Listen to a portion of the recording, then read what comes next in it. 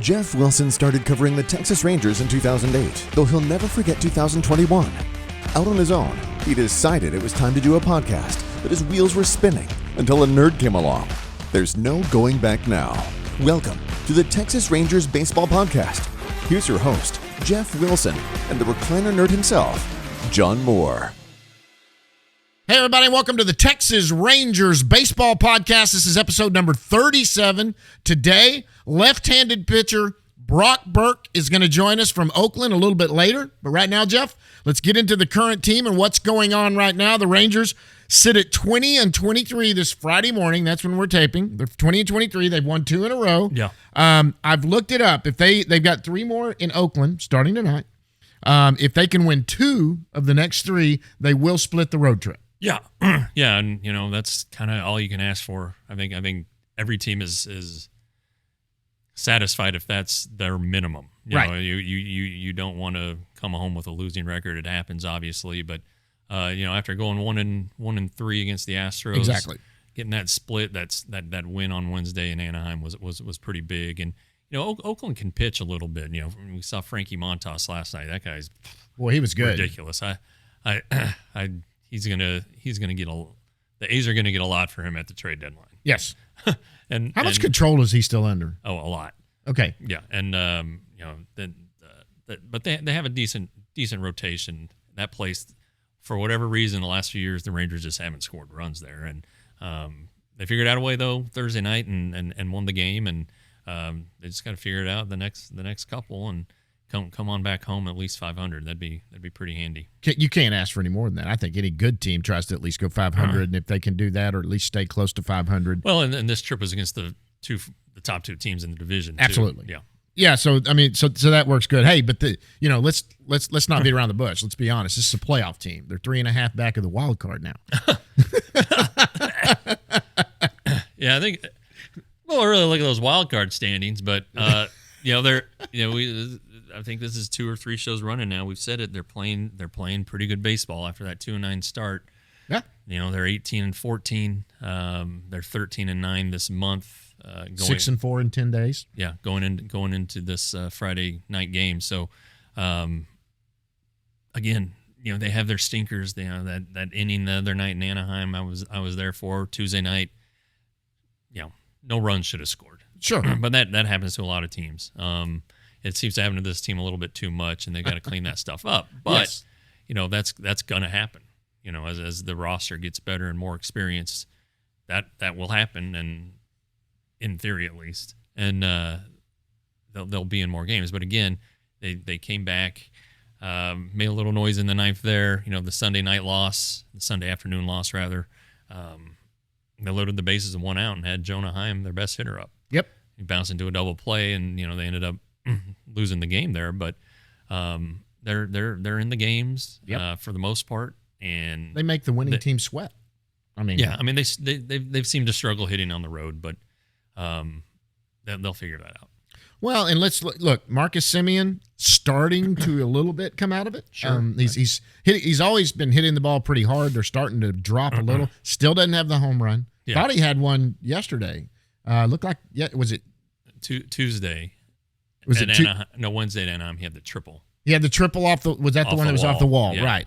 Okay. And so, but that elusive home run is still not there yet for a guy that hit 45 last year. Yeah. I'm not worried. We're still early. He's not going to put up 40 home runs this year. He's probably he was never going to put up 40 home runs. Right. That's the thing. I mean, he went from, we said this last week, a minor league park, and Rogers Center, a home run haven, right, to a home ballpark that is not a home run haven. Exactly. So, and the Rangers weren't expecting him to do that. Right. They knew that wasn't going to happen. But the good news is though that while he's struggling, other guys have picked it up. Jonah Heim, Cole Calhoun, he's got 6 home runs in his last 11 games, I think. This is a guy who's hit 38 home runs, I think, is his career high, something like that in a season. He was hurt all of last year. He got hurt last off season, and tried to play through it, and it didn't work. And his numbers reflect that. But the Rangers got him for a reason. They thought they could get him on a rebound. He's a great leader, great clubhouse guy, and so yeah, the turnaround. Yeah, it's thanks to me. Yeah, let's be honest. Yeah. Started with me. I mean, look, he started off slow, and really kind of got going, and then I played the home run game with him. Ever since I played the home run game with him, look what he's done. He's gone crazy. In fact, Simeon and I need to play the home run game. Well, maybe we need to get him to play it. But I take full credit for Cole Calhoun and his turnaround. I haven't told him this yet because I haven't seen him since he's been on this tear. Maybe we'll play the doubles game and he can start getting some more doubles or something. We'll figure it out as we go. Don't downgrade him. For every good player that seems to be doing some things, there's some that are struggling too. And you look at the guy that's behind you, who's scuffling. And what a guy! We love this guy. If you've never met Andy Ibanez, just a super sweet kid. I like this guy, but I mean, it's tough. His defense has been his better part of his game, which is surprising. Reverse. Yeah, especially at third base because last spring of 21, it was not good, and he's worked on it. Obviously, kept working. Now he's might be the Rangers' best defensive third baseman. Now that's not clearing a very high bar, but that's why he's playing. The problem though is he's not getting out of the slump. He's not. I think he's 2 for his last 43.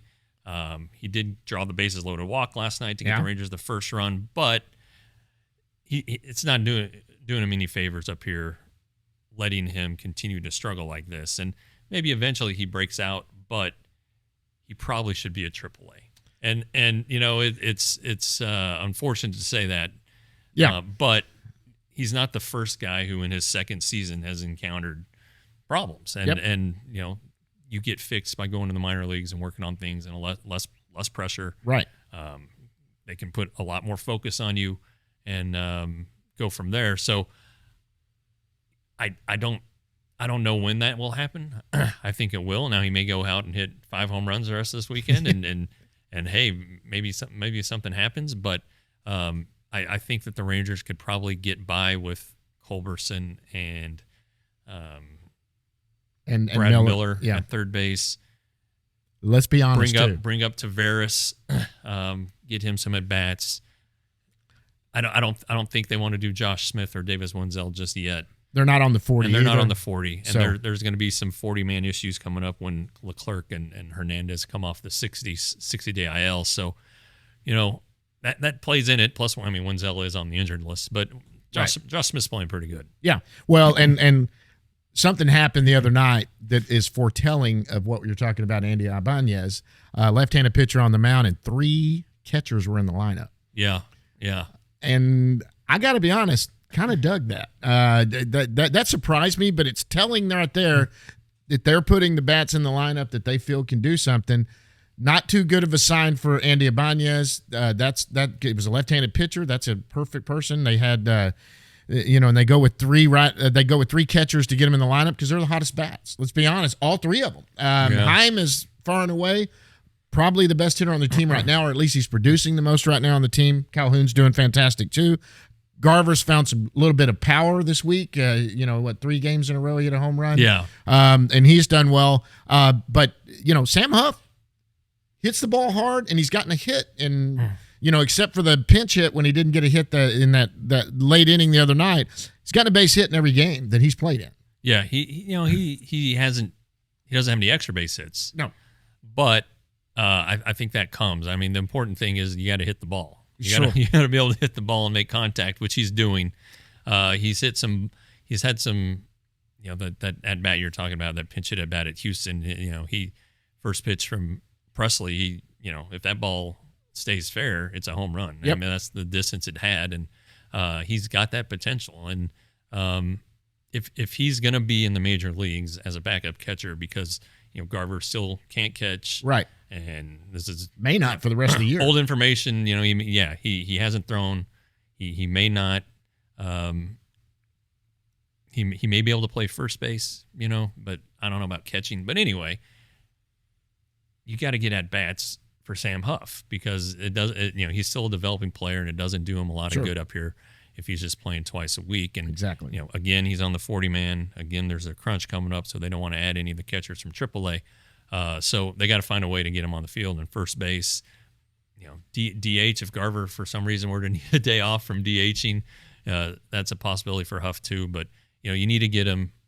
I think he probably needs 4 games a week to between catcher and first base and DH to get the 15 to 20 at bat range, and he can soak in the game when he's not on the bench. Talk to the pitchers, talk to Bobby Wilson, the catching coordinator, exactly, and figure it out from there. Well, and let's be honest. I mean, Ibanez is someone that loses at bats in certain situations like that. So's Lowe. They didn't look. Lowe hit a home run last night, a big home run. That was huge off the lefty. Yeah. But it was on a curveball or on a slider that he took. He's still struggling with the fastball, and he looks like he can't catch up to the fastball. That's an observation. Yeah. He is. I love the home run. I love that he turned on it. He was obviously sitting on an off-speed pitch, but right now you don't feel like he can catch the fastball if it's coming in. He's someone that's got to get going. That's going to lose at bats right there. Yeah, and that's a tough one too. And there aren't a ton of options either. I think they got to ride him out. His defense hasn't been great. I mean, he's not a great defensive player, but sure, it seems like a lot of balls get by him, or that inning I referenced earlier Tuesday night, he should have caught that ball. When he went up high for the error should have been on him and not Corey Seager. But he's he's working at it. He's still in a good headspace. It seems like when you see him in the clubhouse and on the field before the games. So it's just trying to figure it out. But you're right. I mean, he does have options. Yeah. The problem, though, again, it comes down to who's going to replace him. And I'm sure they could figure out, Brad Miller can play first base. Ibanez can play first base, but that's not really solving that's his not the problem. option. I'm assuming maybe Culberson could slide over if they had to.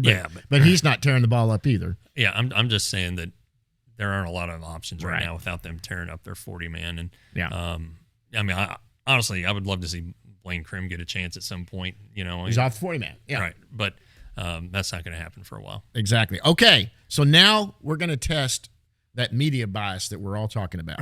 We always talk about this. The East Coast, West Coast media, they are biased. And everyone that's a Ranger fan thinks they're biased against the Rangers. It's not just that. They're just biased towards those East Coast and West Coast teams. That's what you say. But the American League Player of the Month is about to happen. The month of May is going to end this coming next week. Martin Perez, we looked it up. I guess pitcher of the month. Pitcher of the month. Yeah. Pitcher of the month. I'm sorry. AL Pitcher of the month. Player of the month's coming too. Yeah, that's coming also. But we all know Ibanez has that locked up, so we're not going there. We're going with AL Pitcher of the month. There's a debate. Verlander's had a good month too. Yes. Perez is right there with him in the same thing. Perez is 3-0 with a 0.76 ERA in the month of May. Verlander's got one more start to do that, but if it's not one of those two guys right there, which Verlander also is as a more well-known name with that media. Sure. In doing that, maybe because Perez was in Boston, some of that Boston media will pay attention. But if, Perez should be literally up for that. Oh, he'll definitely get votes. I mean, he's right now, Verlander's 4-0 with an 0.7 ERA. One fewer start, so I guess he's probably due tonight or Saturday. Perez is on schedule to start on the 31st, right?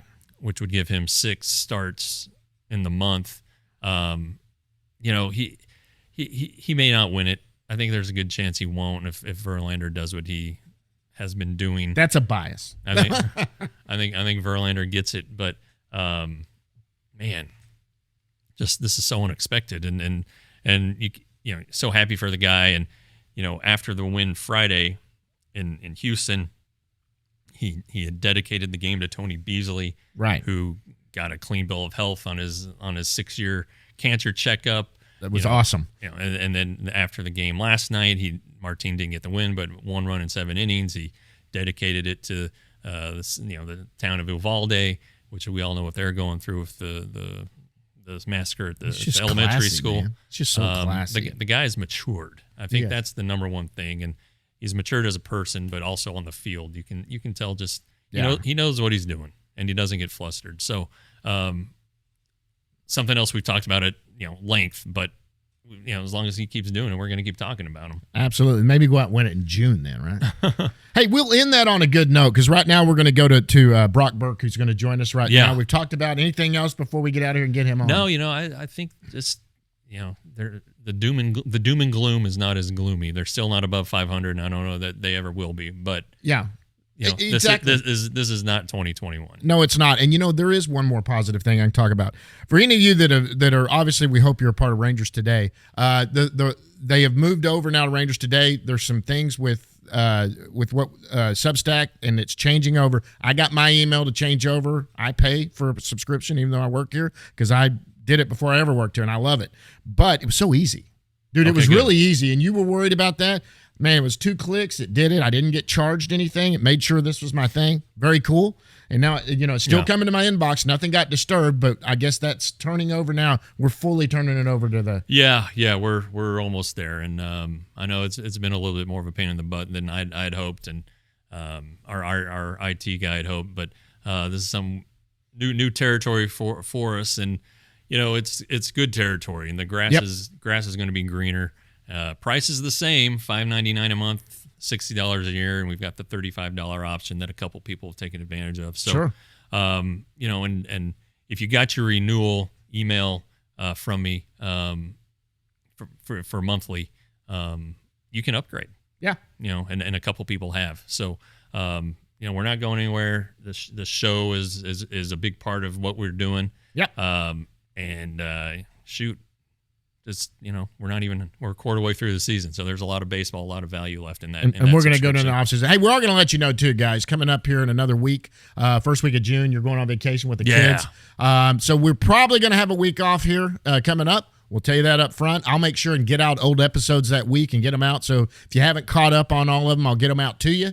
Subscribe to this YouTube channel. We'll try to get some videos out on that too. I'll still be going to games, trying to get some video if they're in town during that week. But we got families, and that's going to happen. And we're gonna take some vacations and do that. Coverage doesn't necessarily stop. Podcasts may shut down, but the coverage doesn't stop. Yeah, no, I'm under strict orders to not work, and so what that means is I'll probably end up working a couple days on vacation, just knocking out. If TR has a memoir, sure, edit that and get it going. I'll try to work ahead and get some stories out and scheduled. But it's going to be a light week here that first week of June. Yeah, and we'll check back with you guys again and remind you. But right now, let's go to Brock Burke, who's going to be joining us from Oakland, and he'll be back right after this.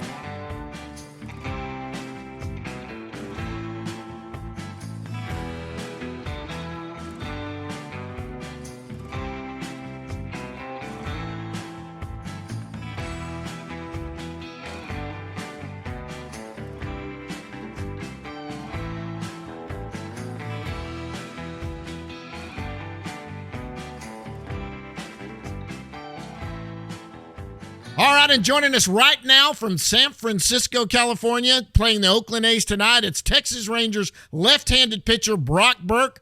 This one's special to me because I interviewed Brock a few years ago, and we'll get into that later. Brock, what's going on, bud? Not much, just hanging out here in Oakland. Oh, man. Now, for people, little insider information, you guys do not stay in Oakland. No, right? We stay in San Francisco. Yeah, it's... neither, in my opinion, this is, I'm not trashing the Bay Area intentionally, but it's not my favorite area, either side of the Bay.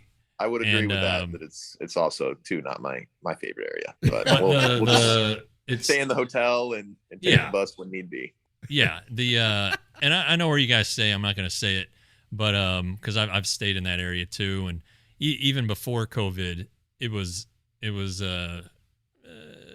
there's some problems, and I can't imagine what it's like now. I heard Seattle is actually worse than San Francisco.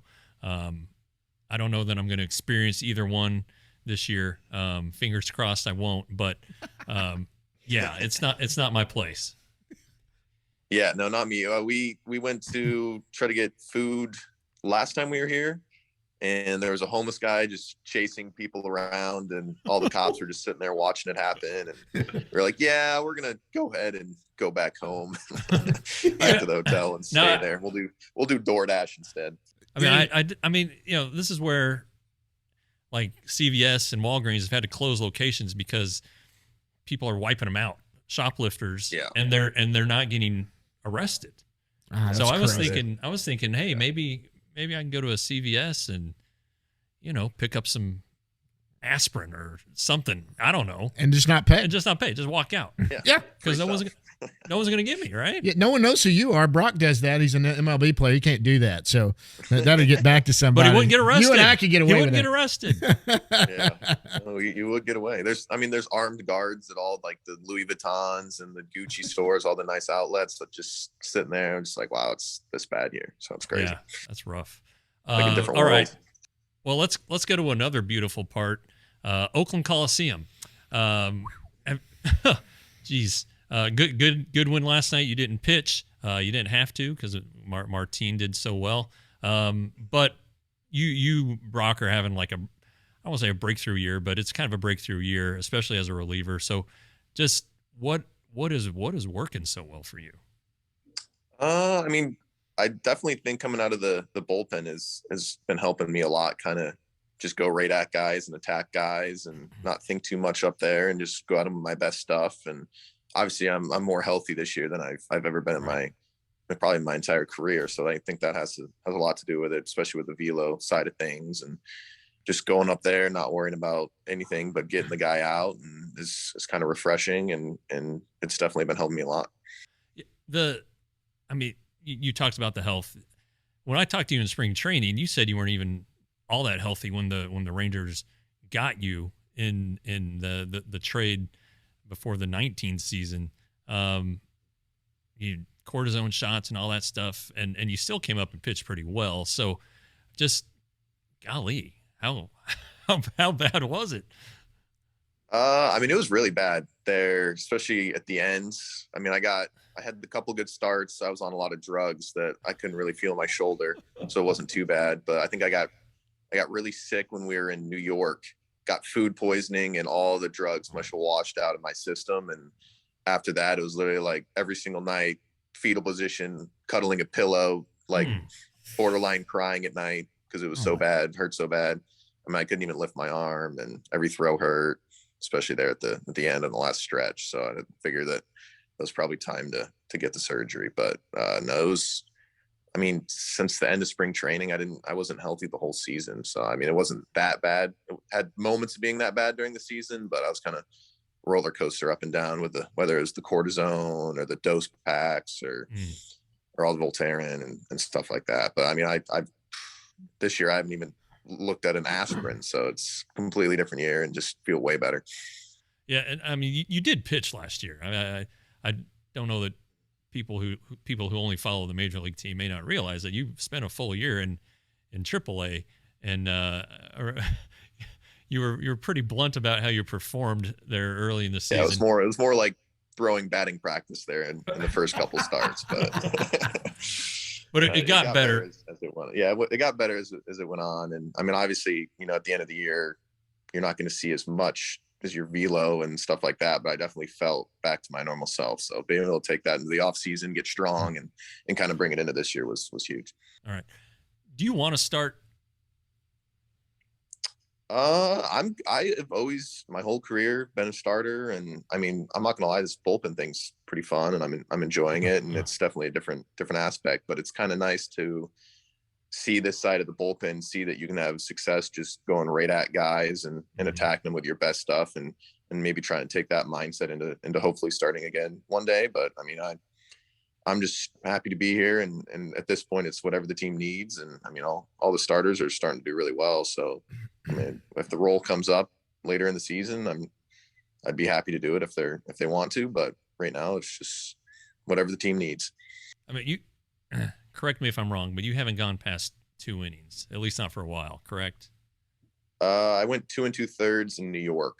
Okay. But I think it was 45 pitches. I mean, I think the cap right now is kind of that 45 pitch limit. It seems like whatever I can do in those 45 pitches. So you could probably go 60, 65 conceivably. Yeah, I think if maybe I mean, I went 2 innings last time. I mean, they normally try to do it in increments of 10 to 15 pitches. So yeah, probably right around 55, 60. So that probably would be the next step if it would happen. if it comes to that. So it would take a couple starts, but to stretch you. But yeah, but like you said, there's rotation's going good. The whole pitching staff is going good. And was there a point like early in the season, you guys were 2-9, I don't have to remind you, where, I don't know, you guys were like, screw this, we got to do better? Or were you guys just waiting because you had the shortened spring for everything to start to click? I think it was a little bit of that. I think people were a little timid, maybe. I think as a staff, we were a little timid we have some of the best stuff I've seen as a staff entirely. And we were kind of pitching around dudes, not pitching to our strengths, and kind of not really attacking guys. And I think we had a little meeting, and it was either Seattle or right after Seattle. And basically it was like, hey, these meetings that we do for scouting guys, or you can take it how you want, but you want to attack with your best pitches when you need to. And we kind of had that little meeting, and everyone's just been going at guys with their best pitches, and it just seemed to make a huge difference.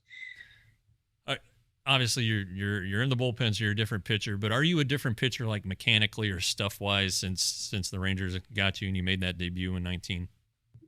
The guy that they got in 19, fresh from the Rays, was the guy that I am now. But okay. Last year, we kind of thought that the injury might have been a mechanical thing, and tried to move some mechanical things. And that's why I struggled so much in the beginning of the year. And I finally just said, I'm done with the mechanical stuff. I'm done thinking about it. Whatever happens. I'm going to go out there and throw the ball how I feel. And I just think that a lot of guys kind of need to hear that and need to do that, because every person moves different. Every person does different things. That's what makes you deceptive. And me getting kind of back on that page this year has really helped me, not only with deception and how I'm doing, but just kind of like a feel standpoint, that I don't have to think up there about mechanics and just going up there and attacking guys. You attacked the other night when you pitched. You were responsible for one of the 4 Mike Trout strikeouts. What? He's Mike Trout. We all know what Mike Trout does. Who? Yeah, Who? What? Yeah. But at that point, obviously your stuff's doing fine, but you're in the major leagues. You just trust your stuff. Is it that simple? I try to simplify it. I don't look at any stats. I don't look at any video for the most part. Maybe a couple of pitches that I want to see, like a slider or something, but I just try to keep it simple. I tried to go down the rabbit hole last year. It didn't work for me. So now it's just what you got is what you got. Go out there, throw it, and guy hits it. I'd rather give up hits than walks. I'm at that point in my career where I'm like, I hate walking people. I hate giving up free bases, free runs. And so I just try to go after guys. Yeah. Well, on the walks, so you can survive giving up a solo homer. It's when you put the guy on and give up a 2-run homer or a 3-run homer. That's what gets when it you. adds up. Yeah. So right now you guys are 3 games under 500. You've played well against the Angels, competitively against the Astros. What's the confidence level of this team right now? We're feeling good. We're starting to mesh as a team well, and things are kind of starting to go on all cylinders. And everyone's having fun, and it just seems like it was such a new group in the beginning. We were kind of taking a little bit to mesh, and I think everyone's kind of getting along a lot better. And we never weren't getting along, but we're kind of building the camaraderie, I guess, a little bit. And I think we're doing really well. So been playing. Even the games that we've lost have been all really close games. So sure. So early in the year, you guys weren't warring. You didn't hate each other. You were just no. There was no hatred. It was just almost like everyone was just you're kind of getting a feel for everyone's personality, how people act after when they don't do well, when they do well. It's kind of that awkward state, almost like the first week of dating kind of thing, getting all the little kinks out. But I think we're kind of starting to fire on all cylinders here. So it's nice. You bring up a good point, because since 2019, this roster is entirely different. Yeah. Yeah. When I was up in 19, I can only think of like 2 or 3 guys that were also on that 19 team. So yeah, it's nuts how I guess that's part of a rebuild, right? You're rebuilding the whole team. But when Chris Woodward talks about building chemistry, and you bring all these guys together, you didn't get to spend any time in the off season together, or right, like you normally would. Yeah, it takes short time. Spring training too, and right. Yeah. I mean, less time on the golf course. Just. Exactly. I mean, it's legit. It's legit stuff. And I keep saying it, keep writing it. I don't think anybody really appreciates the impact that the lockdown and the shortened spring have had on the season. Absolutely. It'll get straightened out eventually, but it's a huge deal. And anyway, so Oakland, awful ballpark. Speaking of rat holes that he went down.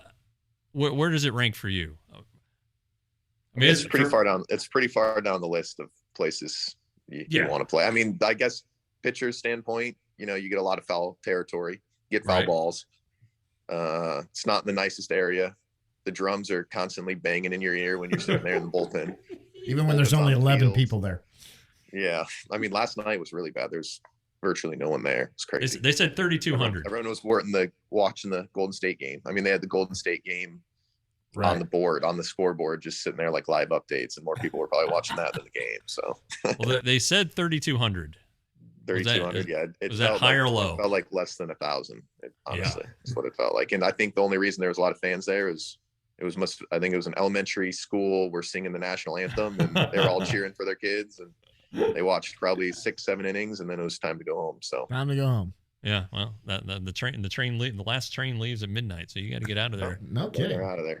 What where is your favorite place to go? Whether from a ballpark amenities place, playing, pitching, good place to pitch. What's your favorite ballpark? I mean, I've pitched in a fair amount. We've gone a fair amount of places, but I mean, obviously home is hard to beat. The Texas Rangers Stadium. If you were to take that out, New York was really cool. New York had a good atmosphere, and obviously it's not a pitcher's park, but the atmosphere is really nice. And just playing in New York, as every kid dreamed of playing in New York Yankee Stadium. So I'd say probably New York. Well, the visiting clubhouse is super nice there. Yes, they feed you well. They pamper you, and it's impressive. They take care of you there. I mean, there are some tiny clubhouses. Oakland's just a mess. Oakland has all the worst things wound into one. All right, we need to stop beating up Oakland. Yeah. Hey, you started it. Yeah. I did start it. That's my fault. That's my fault. All right. Well, while we're having such a great time, John is going to ask you some non-baseball questions, although they always involve baseball. Yeah, they always do, but they're always fun because, look, this one's special for me. So when I first started covering the Rangers was 2019. I went down to AA. Brock and I sat in the dugout and had a fun interview. I got to break the sleepwalking story. Ooh, that was nice. actually me that did that. That when he surprised, and I still use that example, Brock. I tell everybody because one of my questions, which you will not get today, is tell me something nobody knows about you. And we got some great answers, but I always use the Brock Burke example with the sleepwalking. But I'm excited you're back. It's kind of like seeing your kid grow up, and now he's here, and we get to talk to him in the big leagues. You're out of diapers. Yeah, you're out. He's out of the diapers. He's walking on his own. Hey, you're from Evergreen, Colorado. You're from Colorado, so you know this. We got connections here. Yeah. All right. We got some good connections. Evergreen High School.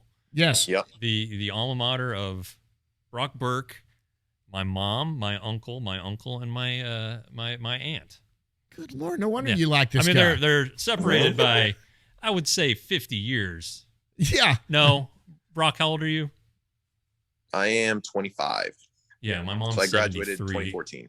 My mom's 73, so 48 years separated. But yeah, Evergreen High, baby. So you've Evergreen been High there. School. I have. So you've been there. So did you play? Now look, some of these questions are going to be repeats from when I interviewed Brock a few years ago, but only a couple hundred of you listened to that. So for the rest of you, you're going to enjoy this. This is fun. Did you play any other sports in high school or when you were growing up?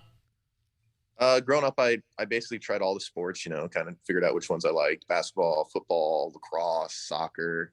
But I didn't once high school started, I kind of dropped all the other sports and just kind of focused on baseball. But I thought about playing basketball for a while, then realized how much their conditioning program was, and was like, probably not for me.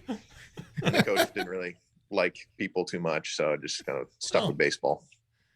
How honestly, you got to run those suicides. Living in Evergreen at altitude. Evergreen's 7,000 feet. It snows like a lot. 7,200. Yeah. How do you practice? Oh. How did you practice baseball when you were in high school? I mean, all 4 years I was there, I swear that, I mean, because you get those random snowstorms all the way until May. I mean, it just snowed in Colorado maybe 2 weeks ago. So I feel like half of our days we were shoveling snow was our practice, and it was all the team shoveling the snow just so we could get on the field, and a lot of canceled games. I mean, we did not. We didn't even have lights. We don't even have lights at that field. I don't know if they do yet still, but I mean, we would get to the point we were pretty good my last 2 years, and we would literally get to the point where we were stepping on the bag and bunting to intentionally get out to get the game over with, so that we could run rule them in 5 innings because we didn't have lights to play with. Oh, wow. Now, let me ask this. So you obviously were a pitcher. Did you hit? Did you play in the field? When the pitcher was throwing less than 80 miles an hour, they would put me in there occasionally, but anything above 80 miles an hour, I was out of there. So. You were out of it. Was pitching was your main thing. Yeah, I took the PO life pretty early Hey, so you were committed to Oregon coming out of high school. Any other schools you had interest in or make offers to you? I think the first school that offered me was Nebraska. I mean, people would obviously think, University of Nebraska sounds like it'd be awful to play baseball there, but their facilities were awesome. Their coaches were awesome. They had an ex-big leaguer there, Darren Erstad, recruited me pretty well. And then it was probably there, U of A or Oregon, and Oregon had some cool uniform options. So I think the 17-year-old Brock kind of thought that was, you like the green. Cool. So, yeah, all the combinations that you could do. You get 76 different jersey combinations. So like sold. They just go over to the Nike plant and figure something out. Yeah. Was it you that told me that Colorado doesn't have a baseball team? Colorado and Colorado State do not have baseball. So that's what I was about to say. Home state. Air Force is the only. Air Force and UNC have Division I baseball, but Greeley is programs. Yeah, Greeley is northeastern Colorado. Smells like cow shit all the time because there's like a live. Yeah.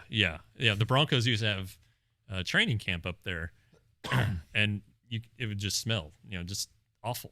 So anyway, but Greeley's a nice town. Such a beautiful state to smell like cow shit. Air Force. But the program, okay. Brian Estridge's son, Brian Estridge, who is the TCU play-by-play guy and does Frogs Today here at the Roxo Media House. His son just committed to Air Force. So. Oh, wow. That's fantastic. Yeah. Okay, so you're drafted in the 3rd round by the Rays. We know about that. This is a fun question I love to ask anybody that's ever been drafted, since I did not have scouts knocking down my door. Where were you, and how did you find out about being drafted? I was sitting at my home, Evergreen, sitting there. We thought I might have gone the first day and maybe like the 2nd round. They had a comp pick that year. Waited to the next day. I think it was the 96th pick, so it was pretty early. So I was just sitting there with my family on the couch, watching the news feed, whatever, and found out right there and celebrated with the family a little bit. School was already out. I think I remember going out to breakfast with my family after, and that's all I really recollect. Nothing crazy, just kind of short circle with the family and hung out a little bit, and that was it. So this question always intrigues me too. Did you get a call right before from the Rays saying, "Hey, we're about to take you"? So thankfully, that was the first pick the Rays had on the 2nd day. So they called me. It was like the 3rd or 4th pick of the day, maybe somewhere in there. It was pretty early. So they called me before the draft even started. Like, hey, we're gonna take you with the 96th pick, and so it was kind of cool sitting there. It felt like probably light years, I'm sure, waiting to hear your name, but it was a pretty cool experience.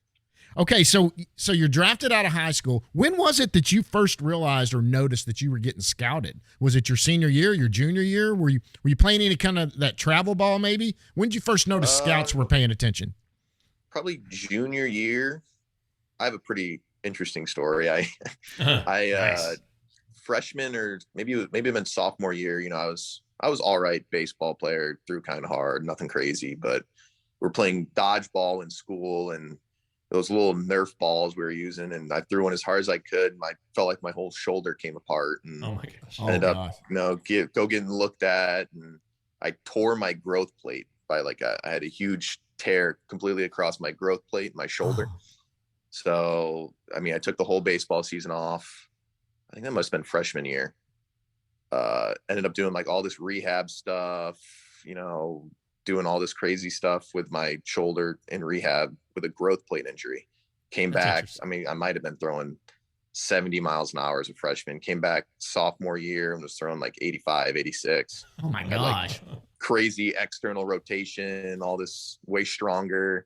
I feel like that's kind of the thing that in my life, and I'm very happy happened. Obviously injuries suck, but being able to kind of knowing that, hey, being stronger and having this little extra bit of external rotation really kind of set everything off. And then it's just kind of been a slow upward trend with velo and baseball. All right, kids, take it from Brock Burke. Tear your growth plate in your throwing arm. And then go rehab it. Grab your arm and try to rip it right off. and then go rehab it, and for a year and take a year off. Okay, this part right here, Jeff, you're gonna enjoy this. I kind of gave him a little hint about this. I remember this coming up when on Media Day at Frisco. The first event I ever attended was Media Day in Frisco that first year. You were part of a three-way trade with two teams. Jurickson Profar was the one that went to Oakland. Went to Oakland. Eli White and you were the return coming back from Oakland and from Tampa Bay. Tell your story about how you found out you had been traded and what was happening. I was in Belize at the time. I think I had just gotten put on the 40-man, and I think we had a really early flight and to Belize. And it was me, girlfriend, whole family going. And we get to the airport, and I realized I left my phone. And I remember the first thing saying, my parents, we have to go back and get my phone. I was like, I never know. You never know what's going to happen. They're like, oh, you just got put on the 40-man. You won't get traded. So leave my phone there, take off to Belize. We're there for a week and a half, 7 days in. We're just, hanging out. I finally, got used to not having a phone with me at all times and just relaxing by the pool. And all I see is my dad taking off from across the pool, running to me. He said, hey, come here now. You just got traded. I was like, what? I think it must have been a Friday or Saturday I got traded. I figured this out on Sunday or Monday, 2 days after I got traded. So, I mean, they were probably calling my phone, looking where I was, probably thought I was dead. So I ended up I had nobody's phone. So I used my dad's phone. I think he happened to have my agent's number. Tried to call my agent, text my agent, and told him I was in Belize, forgot my phone, told him what happened. But I mean, it was finally got home 3 days later. Saw 100 missed calls, 200 text messages, everybody saying, oh, congrats. And then everyone, I had to go through all of them, be like, oh, I'm sorry. Basically just copy and paste it. I was in Belize, and ended up talking to Woody and JD and all those guys and saying what happened. And they thought it was pretty funny. So I told you it was a great story. No, I remember when it happened. It was the morning before the Armed Forces Bowl in Fort Worth, and I was covering it, and I knew that something was happening. I knew that Profar was about to get traded, and I was actually writing the story before the press conference started. I was writing, hey, Jurickson Profar is probably going to get traded. And then it broke while then Houston coach Major Applewhite was on the podium. And so I just left my tape recorder there and went outside and started making calls and cussing at people because I was pissed off that I didn't get to break the story. God dang it. But when you talk about not having your phone, I can't imagine you don't have your phone, and the number of messages you had when you got back just must have been astronomical when you did that. I would rather lose anything than my phone. Oh, after that, I was like, I will never. So it's the first thing on my checklist. I mean, it always was, and that was a freak thing. I've never left my phone anywhere. I feel like, and one time I leave it, I get traded, of course. Absolutely. So I guess if you want to get traded ever, you just stop carrying your phone. Well, leave your phone. Absolutely. Well, one time you did have your phone. was in August of 2019 when you got called up to make your major league debut. Tell us about that story. How did you find out you were going to go to the big leagues? Who told you, and how did they do it? I was in AAA. We were in Nashville at the time, and I kind of had a feeling I was doing pretty well in AAA, and calls me into the office. Wood, I don't remember his first name.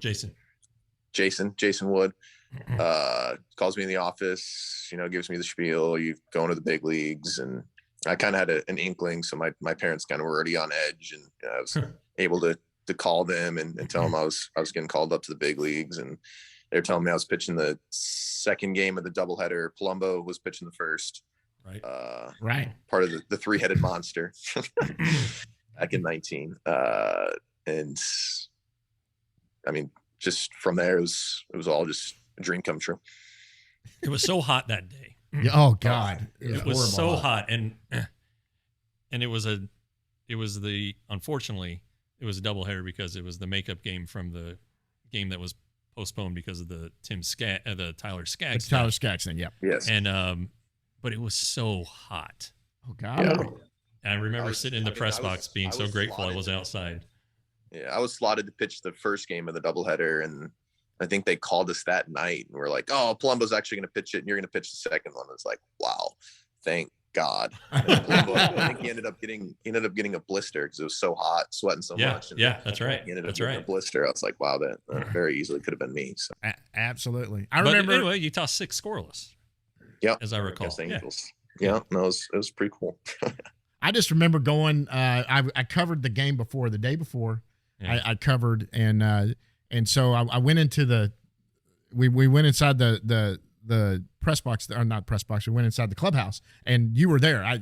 We knew you were coming. We didn't expect you, and I saw you and started grinning, and that's when I introduced you to some people. And that host, we're going to get into that right now. So we're not going to go too big into it. For those that don't know, there's been some stuff about it. You do sleepwalk. You've had some crazy stories in it. Tell us some of the funny stories you've had with those. Some of your roommates and what they've told you you've done. So you've scared a few people, and that was the funniest part about it. You've scared some people. Yeah, no, I would say Palumbo was probably some of the most fun because, I mean, New York guy, Long Island, and gets mad easily. So you've talked to him, you know how he is. But I'd room with him in 19, and I hinted that I'd sleptwalk. And I mean, when I say I sleepwalk, everyone takes it different. It's, oh, he does it like the Step Brothers, or oh, he just mumbles in his sleep. And I think one of the first nights, the 2 beds are, when you're staying in a room together, the 2 beds are right next to each other, right? Maybe like 3 feet separate. And I guess the first night he said that I stood up on my bed and started acting like I was going to jump from bed to bed. So he woke up in the middle of the night. I'm sitting there like a bit getting ready to jump, and he's like, there's no way he's going to jump. And I sure go jump onto his bed, land on his bed, 2 feet, jump right back. He said I was about getting ready to do it again. He said I'm doing it like slow motion.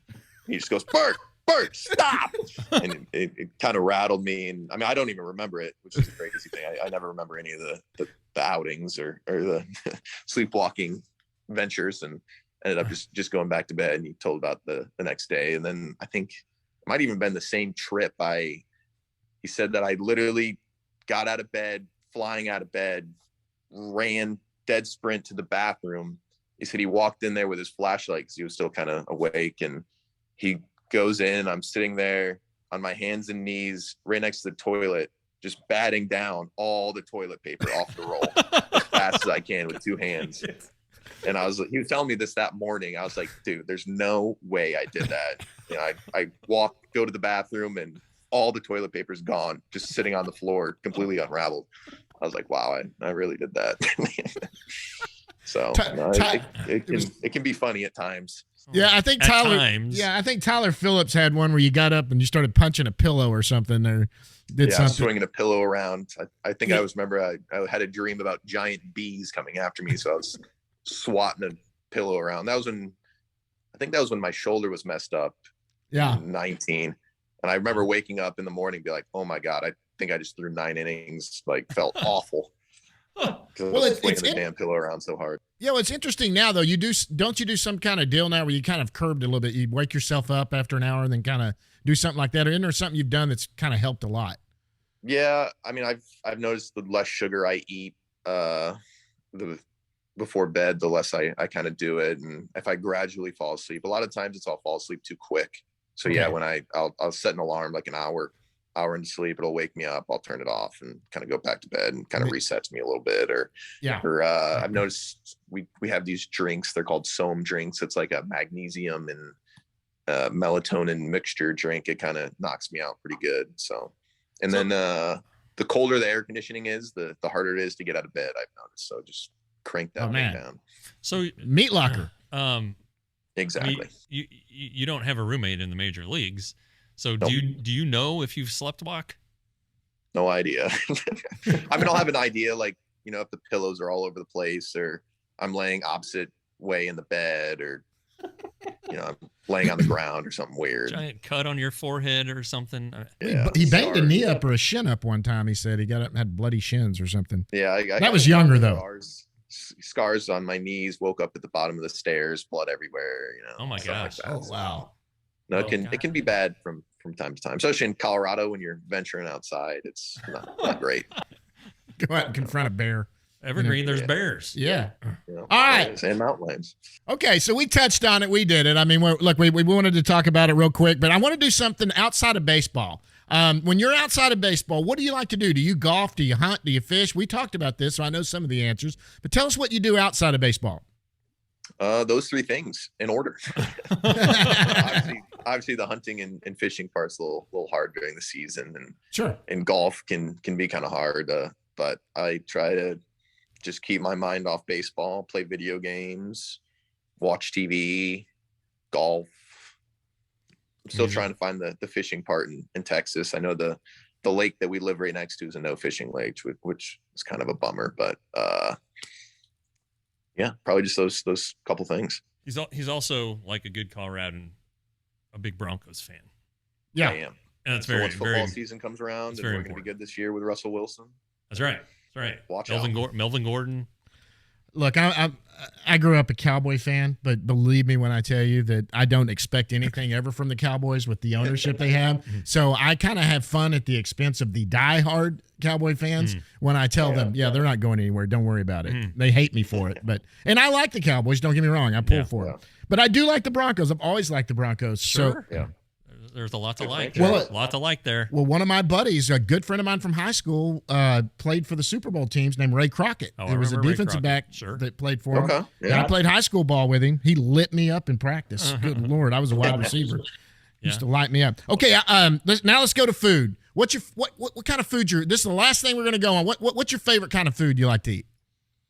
I'm very set on a routine of eating. So I'll wake up in the morning and order an acai bowl every single morning, regardless of where we are. So that fun. That every morning. And then from there, big Torchy's fan, big Torchy's taco fan. Love Torchy's. I went to Torchy's yesterday. Mexican food, Chinese food, kind of just depends on the day. I don't venture off those two categories all too much. American food, Mexican food. Any fast food, favorite fast food joints you like to hit, or do you stay away from them? I'm not a big fast food guy. Body's a temple and all, so. Yeah. But I know I definitely have some favorite. Zalot pizza in Texas, probably one of my favorite things coming to Texas, and Torchy's are my two favorite things when we long road trip or spring training after a while. First couple of things that I always get whenever I get back to Texas. What's your favorite Mexican place in Colorado? Do they have Mexican food places in Colorado? Yeah, it's so much better than the Mexican food here. No, I'm sorry. No. Cut, we're off. I don't know if I can jump on that, but favorite Mexican restaurant. I feel like we never had any good local Mexican restaurants. So whenever growing up, we'd always go to like On the Border, kind of chain restaurants. Well, Hacienda, Colorado's good, right? I mean, that's a good chain. Good. I've been to Hacienda. Their queso's pretty good. I'm really excited. Me and my family in the off season used to go to this place called Zane's Italian Bistro that was right next to us, and that was probably the one of the things I miss most about out Colorado. So hopefully you can Zane's sneak Italian over there. It's in Denver when we play the Rockies. Can go over there and get some food. So I got to ask this now. Have you had Whataburger and In-N-Out? Yeah, I would definitely say Whataburger over In-N-Out for sure. Look at him. He is kissing. I like it. In-N-Out's milkshakes are awful. Their burgers, fries, all right. And then the patty melt at Whataburger is pretty good. I mean, I don't venture and get them very often, but it's I would definitely say the Whataburger for sure. Okay. All right, last one. We're going to get it out of here on this one since we're not doing the what's something nobody knows about you, because we know what nobody knew about you. Well, everybody knows that now. There's got to be something else. There may be something else, but let's go to a home-cooked meal. What is your favorite home-cooked meal, and who cooks it? Does mom cook it? Girlfriend, wife, grandma? What is your favorite, like your go-to? Oof. I am a big fan of Thanksgiving, especially growing up, doing the whole Thanksgiving thing, everything that goes with the turkey, the yams, the yam casserole, whatever it's called. Yeah. Mashed potatoes. I just think everything about Thanksgiving and just pigging out the whole day and watching football, and I just think that's probably my favorite home cooked meal and meal just in general is Thanksgiving. I can go with that. I'm good with that one. I have no issue with that either. I don't absolutely. mind. I don't mind bellying up to that and doing that. Okay, well, I guess we will ask real quick. Any other thing that nobody knows about Brock Burke that you can think of that it's not going to be as fascinating as the sleepwalking? The growth plate thing's great. That's pretty good. Yeah. Let me tell you some of the ones. You know what? Let me tell you, we have used you as the example. Let me tell you some of the new ones we found out because of using you as the example.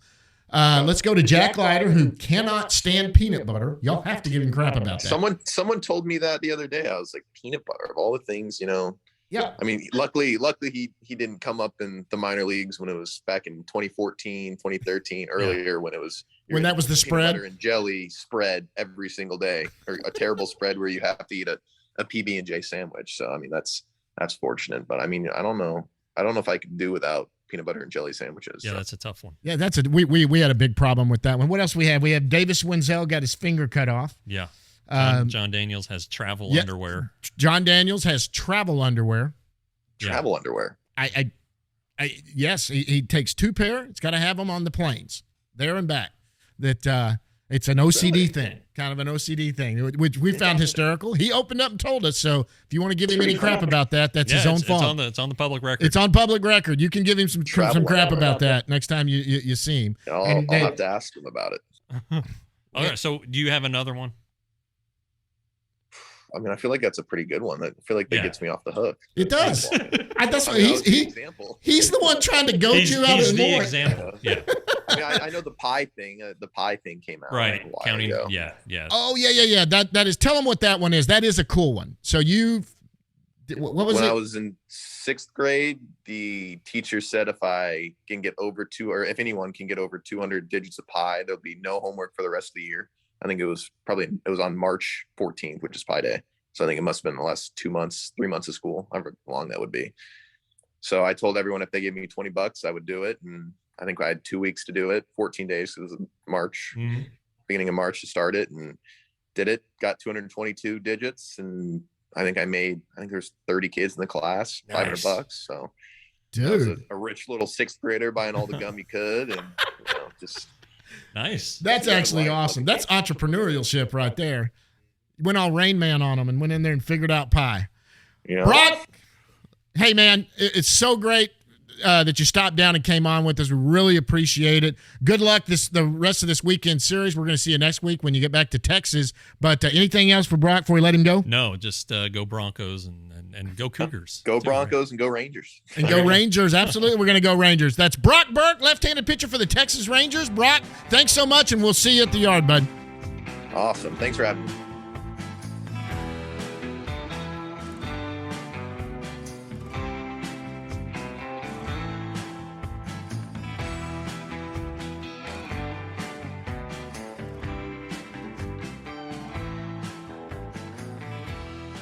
All right, that was Brock Burke from San Francisco that just joined us. Thank you, Brock, for coming on. We're going to do Down in the Bus Leagues real fast. Let's get this over with and get out of here. Hey, the minor league system is doing well combined. And I've done this. We're going to go, of course, at each level. We'll go over that. But combined right now, the minor league system is 94-77. I think good. Ranger fans would be okay if the Rangers ended up 94-77. We would be happy. Yeah, that would mean that they got into the World Series and right, because that'd be 171 games. Yeah, the Rain Man over here did it in his brain. So anyway, let's go down to Down East first. Obviously, that's low A. Down East is 18-24. They're 5-5 in the last 10. Mahler and Colley are still there. Yeah, they're struggling a little bit. I don't think that's unusual. I mean, these guys are teenagers. Yeah, both of them. Right, and they are hitting the ball. Sure. There was a stretch there where they weren't. Yeah. But Colley had a couple hits the other night. So I think that they'll be all right.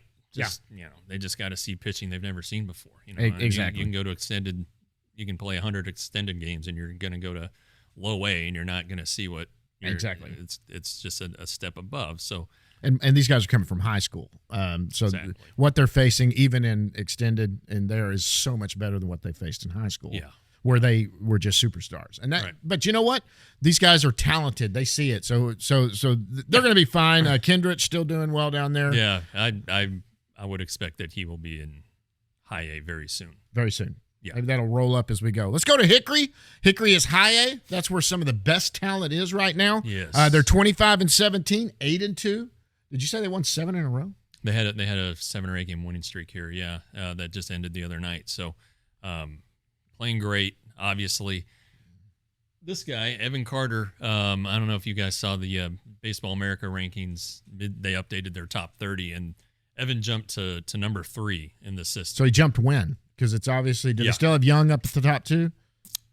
Leiter, Young, Wynn, Duran. Okay. I'm sorry, Carter, Duran, Wynn. Okay. So he jumped Duran too. Yeah, because Duran was ahead of him, and Duran's been great. Oh my gosh! But I think when you look at Carter, he's 19 years old still, doesn't turn 20 until August 28th, and he's just thriving. Oh my gosh! He can do it all. And I really am. I think if you're a Rangers fan, you should really enjoy the success that he has after the crap that he and the organization got on draft night. Him, yeah, for selecting him, because people, the draft experts hadn't done their research, and it was different. Sure. that year, because there's no high school season. A lot of stuff. The thinking is that if there had been a high school season, that Evan Carter would have been a first round pick. Absolutely. He's that good, guys, and by the end of the year, he could maybe be the top rated position player. I know Young isn't going to could be in Frisco play for too. a while. Yeah, Carter could be in Frisco. I don't know if that would fall into the too much too soon category. He'd be young. But I mean, Elvis Andrus played that young. He was the youngest guy last year in organized affiliated ball. So he's good. He's good. And I'll never forget the night that it was drafted. We were on that Zoom call. Back then we were doing Zoom calls. You didn't get to talk to him in person. It was Kip Fagg who emphatically said right there, this is a potential 5-tool guy. And I think everyone rolled their eyes and went, okay. And these guys know what they're doing. Yeah. Hey, have you seen also what Zavala's done? He has come on. Yeah. I mean, this has been amazing. And Trevor Halver too. He started slow. He was in the Gallo trade. Part of the Gallo trade. Yep. The thing that Carter and Zavala have in common is a great strike zone judgment. Yep. And if you have a strike zone judgment and you know how you're going to be pitched, eventually your luck is going to turn. And, sure. And that happened for Zavala, and that's happening for Halver now. And Vanasco had a good start. He did. 3 runs in 5 innings, no walks, 9 strikeouts. Sure. So no walks is important. He's had that struggle a little bit. Okay, let's go to Frisco Double-A. I was there last night. Went and watched Leiter play last night. Frisco is 23-19, 5-5 in their last 10. Leclerc was there. Yeah, he did a rehab stint yesterday, day before yesterday. But he's there. That's getting close. That's going to be some major league stuff. Yep. Duran is the best hitter on the team right now. Duran's hitting .305. He's got 7 home runs, .926 OPS. He was leading minor league baseball in doubles. Not just the Rangers organization. Every organization, he was number 1 on the doubles list. And I talked to Jared Godert, the Double-A manager. Double-A manager. He said that some of those balls that are double should have been home runs.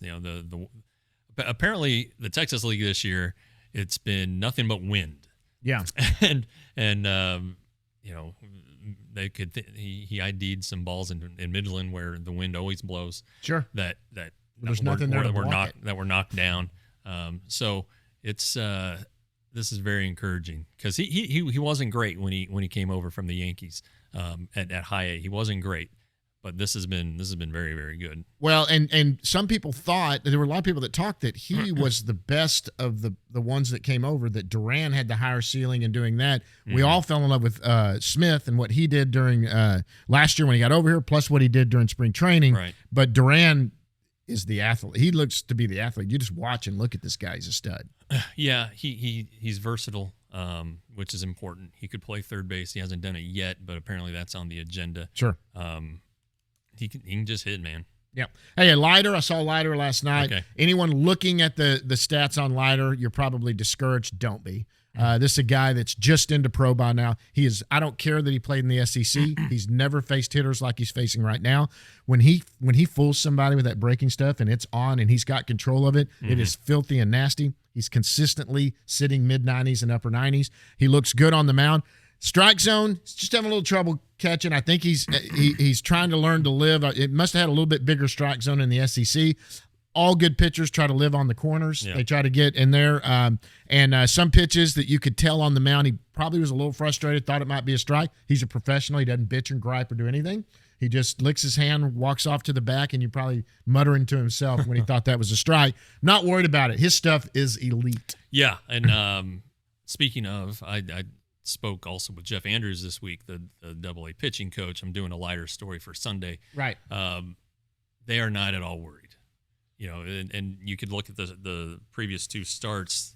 I think he gave up 6 runs apiece in them or something like that. Right. But they were dinks and yes, ground balls that had eyes and yep. and things like that. He wasn't hit hard. His changeup has been that a happened very last good. Night too. His changeup's been a very good pitch. He's up to 99. And I spoke to Jack too, and he's competitive and he doesn't like the results, but he understands it. Obviously we know all about his dad, sure, and uncle, and he even has a cousin now who's in the Cubs system who just sure. got sent down to the minor leagues. So this is a baseball family; they know what they're doing, and he's keeping his head about him. Okay. Round Rock, AAA, 28-17. They're 8-2 in their last 10. Yeah. Leote's cooled off a little bit. Sure. It's going to happen. He wasn't going to hit 400 or 380 or whatever he was. Bubba's still keeping his average up there. Mm-hmm. Cole Winn, that's someone we want to talk about. Cole Winn, he's fluttered a little bit, and it's easy to see the problem with Cole and what it is. He's got 27 walks and 33 Ks. He is walking people. Yeah, he had 3 starts there where he walked too many guys. Exactly. I think he had six walks in a couple Rangers of know starts. what that means. They've seen that at the big league level. Yeah, but he when I talked to Matt Hagan last week, he thought Cole and AJ Alexi to that extent too were pressing and trying to get to the major leagues, and when all they had to do is do what got them to AAA. Exactly. And I think the last 2 starts they've both kind of gotten back on track. They're not trying to do too much. You throw your stuff in the zone. It's good enough. It's going to get outs. And so got 8 guys behind you too. So what they've done, the way they've rebounded is encouraging, and they're still getting their innings. They're still logging their pitches. They're still healthy. So these are growing pains still. And absolutely, and these guys. I know Alexi made his major league debut last year. Probably wants to get back. Cole Winn was the Rangers minor league pitcher of the year last year. Definitely wants to make his debut this year. On the 40 man. He's not. No, he's not on the 40 man. No, Cole's not. Alexi is. Alexi is, okay. Anyway, and we talked to Cole, right around Christmas, about how much he wants to make his debut this year. And that's the goal. I mean, I want to make my debut this year. So, sure. You can't blame him, but I think this kind of these woes have kind of put things in perspective for him and got him straightened out. It's not they don't think he has the talent to be in the big leagues. I think like you said, he's he sees that that's the next prize, and he's probably got that in his head, and he's trying to go out there and blow everybody away. Yeah. And you just need to do your job. Your job is just get out there, throw strikes, make it happen. I'm not worried about win either. Yes, it has been encouraging the last couple, but he's just walking too many batters, and that is not going to play. Base runners, we've noticed that at the big league level. You get on base, you end up scoring in a lot of cases, especially with the Rangers lately. Well, guys, that's it for Down in Busley. That's it for this entire podcast. Thanks to Brock Burke for joining us from San Francisco. Anything else before we get out of here? No, just happy Memorial Day to everybody. Be safe. Be safe. Especially if you go on a boat. God dang it. All the Be time. smart. Yep. All right. Guys, until next time, we'll see you at the yard.